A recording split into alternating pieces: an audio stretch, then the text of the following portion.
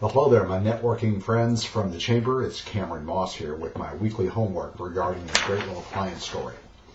Now, in terms of the introduction that I started with, let me tell you a couple little client stories. First was a client that was referred to us by one of our real estate partners, someone who's interested in buying a home. The real estate agent was very smart because they said, before I get you in my car and drive you all over, I want to make sure that you're pre-approved to get the loan to buy the home you're looking for. So they sent them to me. We took an application, got a credit report, and much to our dismay and their disappointment, their credit was found to be lacking. Now, they had the income, but they had some blemishes on their credit. So what I was able to do is take that client, refer them into an organization that I work with, a very ethical organization that helps people repair and build credit. We sent them into that system in July of last year, and come November of last year, they popped out with credit scores about 95 points higher, and now fully pre-approved to go and buy a home.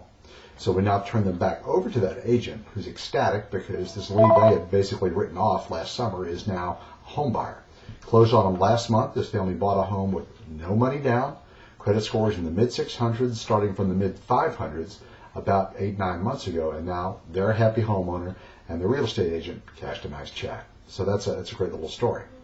Another story is about the things when other people say no and we say yes. Well, this case was one that was an existing client of mine that I had served before who was looking to buy a home. However, he'd been through a rough patch, had been through a bankruptcy and divorced his wife and is now looking to buy another home. Well, he had to wait a couple of years because of the bankruptcy, but now that he had exited the bankruptcy waiting window, if you will, he was looking to buy a home, and his credit was fine, his income was fine. However, he had a fair amount of debt. So I had him pre-approved and ready to go, and then the real estate agent on one side of the transaction thought that his buddy would be a better person to send him to, and well, the real estate agent sent my client over to his buddy at another lender, who said, no problem, we can take care of you, and I lost the deal, or so I thought. When a couple of weeks later, the guy resurfaces and says, well, they can't do the deal. They said that my bankruptcy was a problem and they can't do it. And I said, well, we're still here. We can still take care of it for you. And so in this particular case, I had an agent who was not playing very nice or playing very fair, and a client who wasn't extremely loyal to start with. And yet the story here is that when other people say no, well, they say yes, so they'll get you in the door.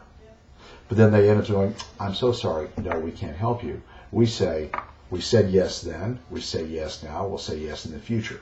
And if we had to say no before, we can help migrate you from here to there. So we're all about taking bad news and turning it into great news for people. So that's my story that I want to share with my networking partners at the Chamber, and just say our expertise and our specialty is helping people move from one place to another. We also, of course, take care of people who've got plenty of money and great credit, and we give them awesome solutions. However, we definitely distinguish ourselves as the yes people when everybody else is saying, sorry, can't help you. Hope that's helpful, and I hope this little video was fun as opposed to having to read something that I typed. We'll see you all soon in class. Take care.